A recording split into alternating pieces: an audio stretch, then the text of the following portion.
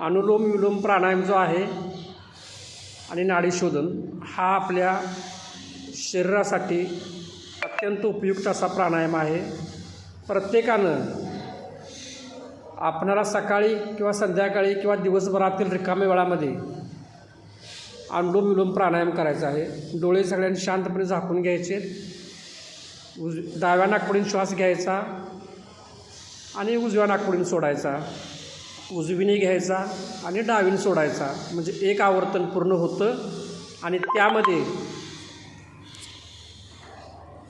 श्वास थोडासा रोखून धरला आत किंवा बाहेर तर ते होतं नाडी शोधन. 5 मिनटं 10 मिनटं दररोज हा प्राणायाम तुम्ही करणं गरजेचं आहे.